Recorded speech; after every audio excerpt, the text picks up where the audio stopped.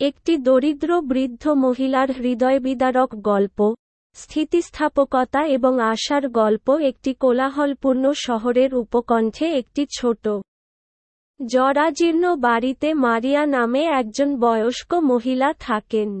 তার গল্প অনেকের মধ্যে একটি যা সমাজে প্রান্তিকদের সংগ্রাম এবং স্থিতিস্থাপকতার প্রতীক। দারিদ্র্যের মধ্যে জন্মগ্রহণ করা মারিয়ার জীবন প্রতিকূলতার বিরুদ্ধে একটি ধ্রুবক যুদ্ধ হয়েছে, তবুও তার আত্মা অবিচ্ছিন্ন রয়েছে। প্রারম্ভিক জীবন এবং সংগ্রাম মারিয়া 1930-এর দশকে জন্মগ্রহণ করেছিলেন। একটি বড় অর্থনৈতিক কষ্টের সময়ে। তার বাবা-মা ছিলেন ভাগচাষী যারা একটি ছোট জমিতে অবিরাম পরিশ্রম করতেন যা পরিবারকে খাওয়ানোর জন্য যথেষ্ট পরিমাণে যোগান দেয়নি। অল্প বয়স থেকেই মারিয়া কঠোর পরিশ্রমের মূল্য শিখেছিল, তার শৈশব ক্ষেত্রগুলিতে সাহায্য করা এবং তার ছোট ভাইবোনদের যত্ন নেওয়ার জন্য ব্যয় করেছিল। পিঠ ভাঙা শ্রম সত্ত্বেও, তার পরিবারের নগণ্য আয় প্রায়শই তাদের অনাহারের দ্বারপ্রান্তে ফেলে দেয়। শিক্ষা ছিল একটি বিলাসিতা মারিয়ার সামর্থ্য ছিল না। তিনি একটি ছোট গ্রামের স্কুলে বিক্ষিপ্তভাবে পড়াশোনা করেছিলেন। তার উপস্থিতি প্রায়শই খামারের কাজ এবং বাড়ির কাজের চাহিদার কারণে বাধাগ্রস্ত হয়।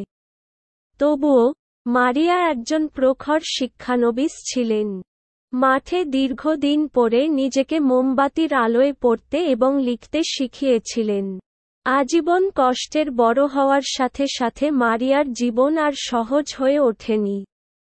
তিনি প্রথা অনুযায়ী অল্প বয়সে বিয়ে করেছিলেন এবং শীঘ্রই মা হয়েছিলেন। তার স্বামী, একজন কারখানার কর্মী, একটি পরিমিত মজুরি অর্জন করেছিলেন যা তাদের ভাসিয়ে রাখার জন্য যথেষ্ট ছিল। ট্র্যাজেডি আঘাত হানে যখন তার স্বামী কর্মক্ষেত্রে দুর্ঘটনায় মারা যায়। মারিয়াকে তাদের 3 সন্তানকে একা লালন পালন করতে রেখে যায়। কোন প্রাতিষ্ঠানিক শিক্ষা বা দক্ষতা ছাড়াই, তিনি ঘর পরিষ্কার করা এবং ঘরের তৈরি জিনিসপত্র বিক্রি সহ শেষ মেটাতে একাধিক কাজ নিয়েছিলেন। মারিয়ার সন্তানেরা বড় হয়েছে এবং শহরে আরও ভালো সুযোগের সন্ধানে চলে গেছে। তারা তাদের মাকে সাহায্য করার জন্য সামান্য কিছু পাঠিয়েছিল। কিন্তু মারিয়ার বার্ধক্য এবং স্বাস্থ্য সমস্যাগুলি তার জন্য কাজ করা আরও কঠিন করে তুলেছিল। তিনি আর্থ্রাইটিস বিকশিত করেছিলেন, যা এমনকি সহজ কাজগুলিকেও যন্ত্রণাদায়ক করে তুলেছিল। এই চ্যালেঞ্জগুলি সত্ত্বেও, মারিয়া তার সন্তানদের বোঝা হতে অস্বীকার করে এবং সে যেভাবে পারে জীবিকা নির্বাহ করতে থাকে। বর্তমান দিন আজ, মারিয়া তার বিধ্বস্ত বাড়িতে একা থাকেন, যা তার জীবনের দারিদ্র্যের একটি প্রখর অনুস্মারক। তার বাড়ি, যা সে সবে রক্ষণাবেক্ষণ করতে পারে, মেরামতের মরিয়া প্রয়োজন। ছাদ ফুটো, জানালা ফাটল এবং দেয়াল পিলিং পেইন্টে আবৃত। এই শর্ত থাকা সত্ত্বেও, মারিয়া তার বাড়িতে গর্ব করে। এটিকে তার দুর্বল শরীর যতটা অনুমতি দেয় ততটা পরিষ্কার এবং পরিপাটি রাখে। মারিয়ার দিনগুলি দীর্ঘ এবং একাকী। তিনি একটি ছোট বাগানে তার সময় ব্যয় করেন যেখানে তিনি তার স্বল্প খাদ্যের পরিপূরক করার জন্য সবজি চাষ করেন। তার প্রতিবেশীরা তার পরিস্থিতি সম্পর্কে সচেতন, প্রায়শই তাকে খাবার নিয়ে আসে এবং কাজে সাহায্য করে। তারা মারিয়ার প্রশংসার সাথে কথা বলে, তাকে অসাধারণ শক্তি এবং মর্যাদার মহিলা হিসাবে বর্ণনা করে। আশার আলো মারিয়ার গল্প, যদিও কষ্টে ভরা, তাও স্থিতিস্থাপকতা এবং আশার একটি। তার জীবন মানব আত্মার শক্তি এবং দয়া ও সম্প্রদায়ের স্থায়ী শক্তির প্রমাণ।